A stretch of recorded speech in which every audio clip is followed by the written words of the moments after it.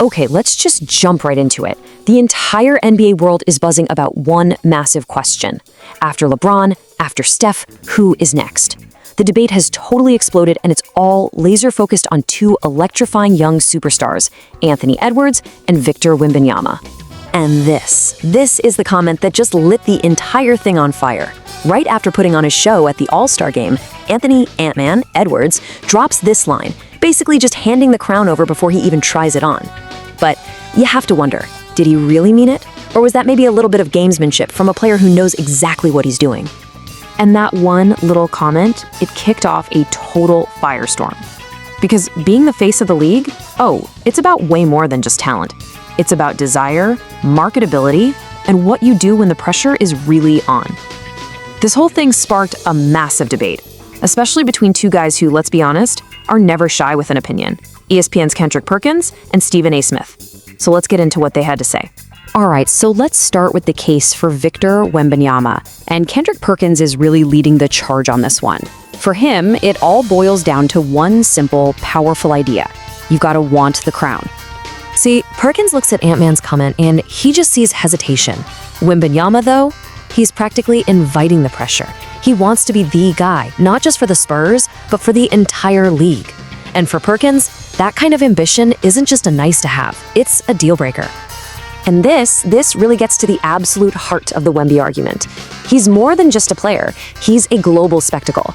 Perkins is basically saying that Wembanyama is the one guy who creates that must-see, can't-miss energy everywhere he goes.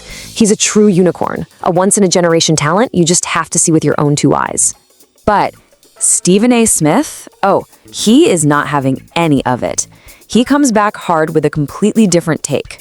For him, this isn't about what you say you want. Nah, it's about what you do to prove you've earned it. This is the absolute core of Stephen A's argument. You don't get to just claim the title of face of the NBA. You have to earn it. It's forged in the heat of playoff battles, in carrying your team when absolutely everything's on the line. And he sees Edwards already walking that path, taking the Timberwolves to a whole new level. And here's where Stephen A makes a really interesting point about connection.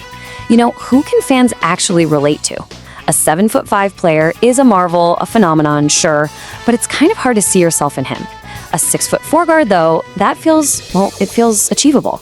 We can picture ourselves making that move, hitting that shot. Ant-Man's game, even though it's elite, feels more grounded, and that could make him an absolute marketing giant. Now, Stephen A doesn't just bring the passion to the table, he brings receipts. And the numbers for Anthony Edwards, especially when the game is on the line, they're absolutely insane. Just look at this number, 31.9 points per game. And that's not against just anybody. That's his average against the best teams in the league. When he's facing a winning team, he doesn't just play well, he takes over. And if that wasn't enough for you, get this, a 59% shooting percentage in the clutch.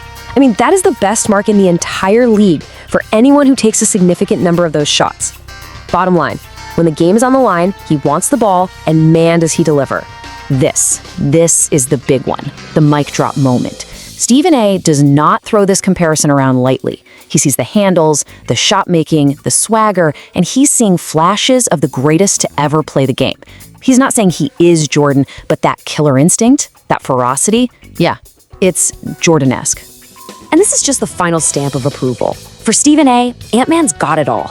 It's not just the numbers, it's the charisma, the confidence, the way he can take over a game with pure style. He's convinced Edwards has every single thing you need to be the NBA's next leading man. So, okay, we've got two huge talents and two very different, very powerful arguments. But right in the middle of all this debate, there's one thing that everyone, including Perkins and Stephen A, actually agrees on. There's one final non-negotiable hurdle that both of these guys have to clear. And this is it. It doesn't matter how good you are. It doesn't matter how many jerseys you sell.